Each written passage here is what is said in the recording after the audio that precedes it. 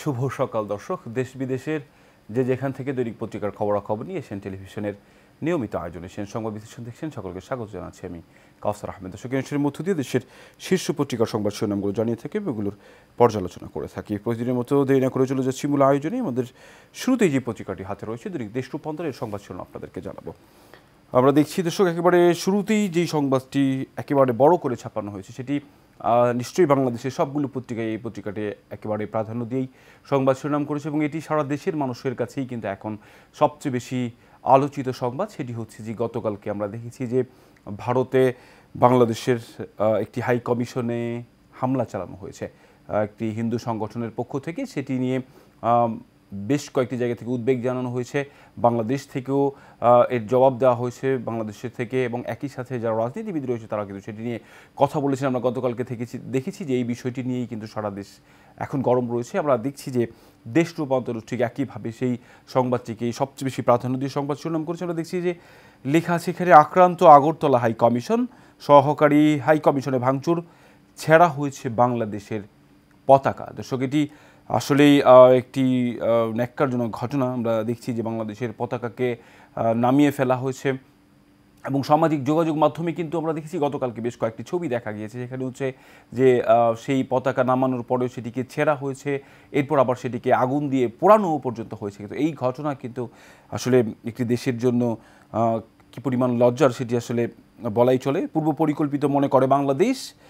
করিমগঞ্জে বাধাই, জকিগঞ্জে আমদানি রপ্তানি বন্ধ, 3 সীমান্তে ভারতীয়দের বিক্ষোভ। দর্শক, আমরা দেখছিলাম যে চিন্ময় কৃষ্ণ দাসের গ্রেফতারের বিরুদ্ধে হিন্দু সংঘর্ষ সমিতির সভা ছিল আগরতলা বাংলাদেশ সহকারী হাই কমিশনের সামনে। ঠিক সেই সভা শেষেই সেখান থেকে একটি প্রতিনিধি দল তারা কিন্তু সেই বাংলাদেশের হাই কমিশনে একটি তাদের যেই সভার শেষ সেটির স্মারকলিপি জমা দিতে গিয়েছিলেন।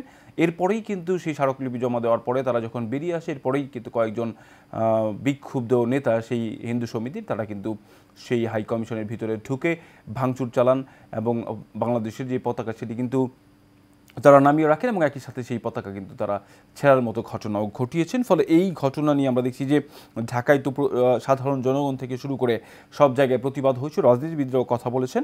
আমরা এর পাশেই এই একই সংবাদকে ঘিরে আরও কয়েকটি সংবাদ দেখছি। কূটনীতিকদের অপপ্রচারের প্রমাণ দেখালো বাংলাদেশ।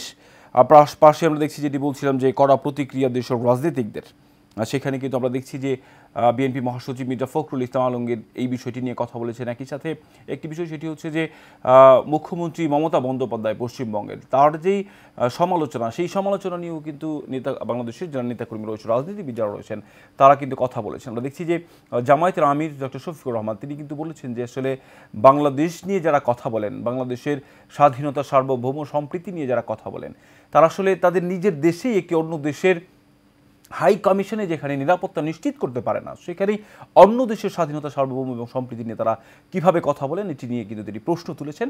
এবং সেটি নিশ্চয়ই এটি সব মানুষেরই প্রশ্ন যে কী করে একটি অন্য দেশের হাই কমিশনে তাদের দেশের লোকজন হামলা করে, সেটি কিন্তু প্রশ্ন থেকেই যায়। দর্শক, আমরা নিচের দিকে দেখছি আরও বেশ কিছু সংবাদ এখানে প্রকাশ করা হয়েছে। গানের স্লোগানে বিজয়, সব কটা জানালা খুলে, বিজয়ের মাস ডিসেম্বর। আমরা জানি যে রক্তক্ষয়ী মুক্তিযুদ্ধে যাদের হারিয়েছি তাদের স্মৃতির প্রতি শ্রদ্ধা জানিয়ে নির্মিত গানের যেই তালিকা সেটি কিন্তু ইতিমধ্যেই বাঁচতে শুরু করেছে এবং ডিসেম্বর কিন্তু বাংলাদেশের বিজয়ের মাস এবং সেই মাস কিন্তু শুরু হয়েছে। এখন থেকেই কিন্তু সবাই প্রস্তুত নিচ্ছে 16 ডিসেম্বরকে উদযাপন করবার জন্য। নতুন ভোটার তালিকা 2রা মার্চ, ভোটার তালিকা হালনাগাদ। 2025 সালে যারা ভোটার হবেন তাদের তথ্য বাড়ি বাড়ি গিয়ে সংগ্রহ করবে নির্বাচন কমিশন। সামনে নির্বাচন এত সহজ হবে না, তারেক রহমান। দুর্নীতির শীর্ষে আমলা, তারপর নেতা, শ্বেতপত্রের তথ্য। 2014 সালে নির্বাচনের পূর্ণ সহযোগিতা করেন আমলারা। বিদ্যুতে হাত বদল $300 কোটি, 10% মানুষের হাতে 85% সম্পদ। 2018 থেকে 23 পর্যন্ত এই 2 আইনে মামলা 7,000। দর্শক, আমরা দেখছিলাম যে বাংলাদেশের ইতিহাসে এবারই প্রথম কিন্তু শ্বেতপত্র দেওয়া হয়। আমরা দেখছিলাম যে এটি বিশ্বের অন্যান্য যে দেশগুলো রয়েছে বিশেষ করে উন্নত যে দেশগুলো সেখানে এটির প্রচলন রয়েছে, কিন্তু বাংলাদেশে কিন্তু খুব বেশি আমরা দেখি না এটির চর্চা করতে। তবে এবারে কিন্তু ডক্টর মোহাম্মদ ইউনূস তিনি কিন্তু এটির অনুমোদন দিয়েছেন এবং শ্বেতপত্র কমিটির জন্য 90 দিনের একটি সময় তাদেরকে নির্ধারণ করে দেওয়া হয়েছে। অর্থাৎ বিগত সরকারের আমলের যে ফিরিস্তি সেটি তুলে ধরতেই কিন্তু তারা কাজ করেছেন এবং সেইখানে বেশ কিছু বিষয় কিন্তু উঠে এসেছে। দর্শক, সেটি নিয়ে আমরা একেবারে এই অনুষ্ঠানের শেষের দিকে নিশ্চয়ই আলোচনা করব। আমরা এই মুহূর্তে পত্রিকার সংবাদ শিরোনামগুলো জেনে নিচ্ছি। জয় বাংলা জাতীয় স্লোগান, ঘোষণার রায় স্থগিতের আবেদন, থানা লুটেরা অস্ত্রে প্রেমিকাকে গুলি করে হত্যা, স্বজনপ্রীতি কমাতে বিসিএস এর মৌখিকের নম্বর ফের 100। দেশ রূপান্তরের সংবাদ শিরোনামগুলো জানাচ্ছিলাম। রয়েছে জনকণ্ঠ সংবাদ শিরোনাম জানাবো আপনাদেরকে। সমস্যা উত্তরণের 5 সুপারিশ, অর্থনৈতিক দুর্নীতি শ্বেতপত্র নিয়ে সংবাদ সম্মেলন, যেটি বলছিলাম একটু আগেই। শেরেবাংলানগরে সোমবার এনইসি সম্মেলন কক্ষে শ্বেতপত্র কমিটির সংবাদ সম্মেলনে বক্তব্য রাখেন কমিটির প্রধান ডক্টর দেবপ্রিয় ভট্টাচার্য। বেশ কয়েকটি তারা বিষয় উল্লেখ করেছেন। সেটি সবচেয়ে বেশি দুর্নীতি করেছে আমলারা। এটি প্রশ্ন করা হয়েছিল সাংবাদিকদের পক্ষ থেকে যে আসলে আপনারা যেই এই যে 90 দিনে আপনাদের যেই কর্মকাণ্ড, এর মধ্যে কোন বিষয়টি বেশি উঠে এসেছে। আসলে আমরা জানি যে সবসময় দুর্নীতির খবর রাজনীতিকদের নাম কিন্তু সবার উপরে উঠে আসে, কিন্তু বিগত সরকার আমলেই আমরা দেখেছিলাম যারা রাজনীতিবিদ রয়েছেন, যখন বেগমপাড়ায় বাড়ি নিয়ে সংবাদ হয়েছিল বিভিন্ন পত্রিকাগুলোর মধ্যে যে এই বেগমপাড়ার বাড়িগুলো আসলে কাদের, সেখানে কিন্তু যারা রাজনীতিবিদ রয়েছেন তারাই কিন্তু বলেছিলেন যে আসলে এর বেশিরভাগই যে বেগমপাড়ায় যারা বাড়ি করেছেন কানাডা, তাই সেখানে কিন্তু আমলাদের নামই বেশি এসেছে। এবং এইবারেই আমরা দেখেছিলাম যে বিগত সরকারের সময়ই তখন কিন্তু বলা হয়েছিল যে আমলাদের বিরুদ্ধেও যারা দুর্নীতি করবে তাদের বিরুদ্ধে ব্যবস্থা নেওয়া হবে। আমরা দেখেছিলাম কয়েকজনের বিরুদ্ধে ব্যবস্থা নেওয়াও হয়েছিল। এখন কিন্তু সেটি আসলে স্পষ্ট হয়ে যাচ্ছে যে আসলে কী পরিমাণ দুর্নীতি আমলারা করেছিলেন সেটি কিন্তু ইনিয়ে বিনিয়ে বলবার আসলে যদিও চেষ্টা করা হয়েছে গতকালকে। উন্নয়ন বাজেটের 40% অর্থ তসরুফ হয়েছে। খাতওয়ারি দুর্নীতি বেশি হয়েছে ব্যাংক খাতে, সবচেয়ে বেশি লুটপাট ব্যাংক খাতেই করা হয়েছে নামে বেনামে। আমরা দেখছিলাম ভৌত অবকাঠামো, জ্বালানি ও বিদ্যুৎ এবং তথ্য প্রযুক্তিতে 2018 সালের পর দুর্নীতি বেপরোয়া হয়ে ওঠে। 10 ভাগ মানুষের হাতে 85 ভাগ সম্পদ। 7 মেগা প্রকল্পে 70 ভাগ ব্যয় বাড়ানো হয়েছে। প্রধান উপদেষ্টা ডক্টর মোহাম্মদ ইউনূসের সঙ্গে সোমবার ঢাকার তেজগাঁওয়ে তার কার্যালয়ে সার্কের মহাসচিব মোহাম্মদ গোলাম সরওয়ার সাক্ষাৎ করেন। পুনরুজ্জীবিত করা গেলে সার্ক কল্যাণ বয়ে আনবে মহাসচিবকে ডক্টর ইউনূস। 28 ধরনের দুর্নীতির সন্ধান, 31 দফা সফল করতে হলে জনসমর্থন নিতে হবে, খুলনা ময়মনসিংহের কর্মশালায় তারেক রহমান। সরকারি চাকরিতে 4,73,000 পদ খালি, শূন্য পদ পূরণের নির্দেশ। বরিশালের নথুল্লাবাদে সোমবার জামায়াত ইসলামের সভায় বক্তব্য রাখেন দলের আমির ডক্টর শফিকুর রহমান। দায়িত্ব পেলে মালিক নয় সেবক হয়ে থাকবো বরিশালের জামায়াতের আমির। দর্শক, আমরা দেখছিলাম যে দলটির যিনি প্রধান দায়িত্বে রয়েছেন, আমিরের দায়িত্বে, তিনি কিন্তু শুরু থেকেই বলছিলেন যে আসলে জনগণের সেবক হিসেবেই তারা আসলে দায়িত্ব পালন করবেন। আমরা দেখছি যে তারা সারা দেশব্যাপী তাদের নেতাকর্মীদেরকে উজ্জীবিত করতে তারা কিন্তু তাদের যে জেলা পর্যায়ে যে সম্মেলনগুলো সেগুলো করছে। আমরা দেখছিলাম সেখানে কিন্তু জনগণের যে স্রোত সেটি কিন্তু তারা দেখিয়েছেন। দর্শক, এই মুহূর্তে যে পত্রিকাটি রয়েছে আমার হাতে, দৈনিক ইত্তেফাকের সংবাদ শিরোনাম জানাচ্ছি আপনাদেরকে। আওয়ামী লীগকে সুবিধা দিতে 130 আসনের সীমানা বদল। যে আসনগুলোই বিএনপি জনপ্রিয়তা ছিল সেগুলো কর্তন করা হয়। 12টি জেলায় 10.5টি সংসদীয় আসন কর্তন করেছিল হুদা কমিশন। জনসংখ্যার দোহাই দিয়ে শুধু ঢাকায় 7টি আসন বৃদ্ধি করা হয়। দর্শক, আমরা দেখছিলাম যে আসলে গতকালকে যে শ্বেতপত্রের কথাই আসলে বারবার উঠে আসে, সেখানে কিন্তু বলা হয়েছিল শ্বেতপত্রের মধ্যে যে আসলে দুর্নীতির যত ধরনের পথ রয়েছে সব পথ কিন্তু অবলম্বন করা হয়েছে এই বিগত সরকারের আমলে। আমরা দেখছিলাম যে আসন ব্যবস্থা সেটিও আসলে তাদের ক্ষমতার মসনদ টিকিয়ে রাখবার জন্য তারা কিন্তু সেই আসন ব্যবস্থার মধ্যেও আমূল পরিবর্তন এনেছেন এবং সেটি কিন্তু সংবাদ শিরোনাম করছে ইত্তেফাক। একেবারে শুরুতেই সামনে নির্বাচন অনেক কঠিন হবে, তারেক রহমান। সরকারকে 5 পরামর্শ শ্বেতপত্র কমিটির। রাজনৈতিক ব্যবসা এবং উর্দি পড়া কিংবা উর্দি ছাড়া আমলারা চোরতন্ত্রের সহযোগী ছিলেন। ডক্টর দেবপ্রিয় ভট্টাচার্য। মধ্যমায়ের ফাঁদে পড়ে গেছে দেশ, ডক্টর জাহিদ হোসেন। নির্বাচনের আগে সংস্কার সম্পন্ন করতে সরকার দৃঢ় প্রতিজ্ঞ, প্রধান উপদেষ্টা। এরপর দেখছি আগরতলায় সহকারী হাই কমিশনে হামলার প্রতিবাদে বিভিন্ন স্থানে বিক্ষোভ সমাবেশ, যেটি বলছিলাম আমরা শুরুতেই অনুষ্ঠানের। ব্যবস্থা নেওয়ার আহ্বান ঢাকার, দুঃখ প্রকাশ দিল্লির। আগরতলায় বাংলাদেশের সহকারী হাই কমিশনে হামলা। টিটুমিন কলেজ শিক্ষার্থীদের 48 ঘন্টার আলটিমেটাম। নিম্নমানের বই ছেপে 12 বছরে 3,000 কোটি টাকা লোপাট। এবছরও ফ্যাক্টর কমাতে তদবির, সক্রিয় প্রেস মালিকদের সিন্ডিকেট। বাংলাদেশ নিয়ে বিশেষ গোষ্ঠী বৈশ্বিক অপপ্রচার চালাচ্ছে বিদেশি কূটনীতিকদের পররাষ্ট্র উপদেষ্টা।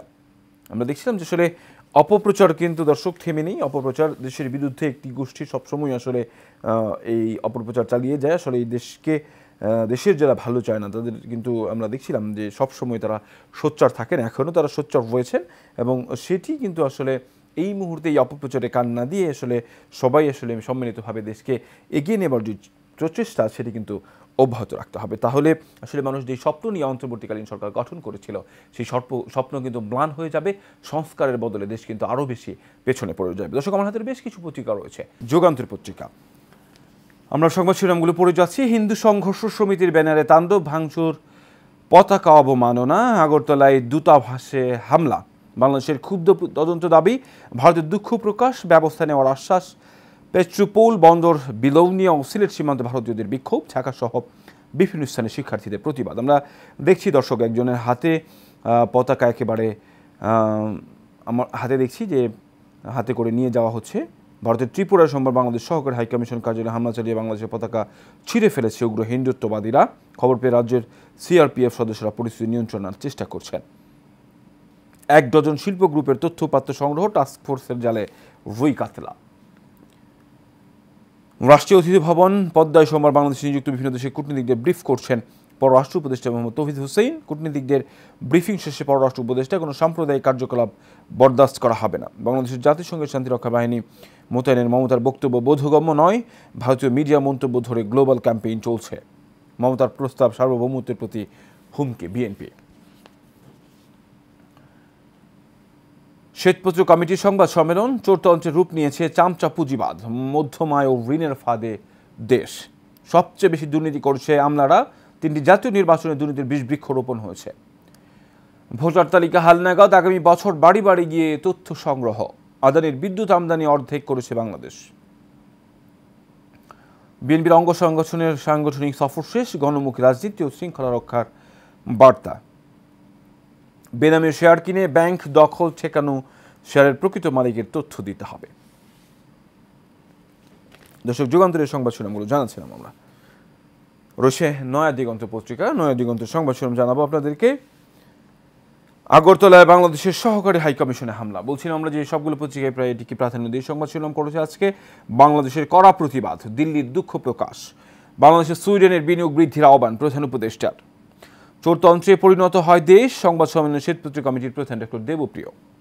মমতার বক্তব্যের তীব্র প্রতিবাদ বিএনপির, তবে দ্য রেজিম উৎখাতে ভারতের নীতি নির্ধারকরা এখন বেসামাল। খুলনার কর্মশালায় তারেক রহমান, বিএনপি ক্ষমতা পেলে ফ্যামিলি ও ফার্মার্স কার্ড দেওয়া হবে। 5 আগস্টের পর ভারতের সাথে সম্পর্কে সমস্যা চলছে, পররাষ্ট্র উপদেষ্টা মমতার বক্তব্য সঠিক পদক্ষেপ না। পশ্চিম তীরকে যুক্ত করে নিতে ইসরায়েলে খসড়া পরিকল্পনা তৈরি, দেশ স্থিতিশীল রাখতে জাতীয় ঐক্যের বিকল্প নেই, ডক্টর শফিক। বাংলাদেশে শান্তিরক্ষী বাহিনী পাঠাতে মোদির কাছে আবদার মমতার। জানাবো বাংলাদেশ প্রতিদিনের সংবাদ শিরোনাম। আওয়ামী সরকারের লুটপাটের শ্বেতপত্র, দুর্নীতির শীর্ষে আমলা দ্বিতীয় রাজনীতিবিদ, ব্যাংক খাতের পর দ্বিতীয় দুর্নীতিগ্রস্ত খাত অবকাঠামো প্রকল্প, তৃতীয় জ্বালানি, ভয়ঙ্কর চিত্র ব্যাংকিং খাতে সবচেয়ে বেশি লুটপাট, চরম অসমতা সম্পদ বন্টনে, অর্থনৈতিক পরিস্থিতির গুরুতর, নির্বাচনের আগে 2 বছর মেয়াদী পরিকল্পনা গ্রহণের সুপারিশ, ঋণের চাপ কমাতে দাতাদের সঙ্গে আলোচনার তাগিদ। কমছে না উত্তাপ, আগরতলায় বাংলাদেশ হাইকমিশনে ভাঙচুর, পশ্চিমবঙ্গে মিছিল, মমতার মন্তব্যে বিস্ময় বাংলাদেশে বিক্ষোভ, ক্ষুব্ধ বাংলাদেশের দুঃখ প্রকাশ করেছে ভারত। দ্য হিন্দুর প্রতিবেদন, দলে দলে সংখ্যালঘু ভারতে পালানোর তথ্য সঠিক নয়, চলছে অপপ্রচার, সরকার জানালো কূটনীতিকদের, চামচাতন্ত্র থেকে হয় চোরতন্ত্র। নিচের দিকে আমরা বেশ কিছু সংবাদ দেখছি।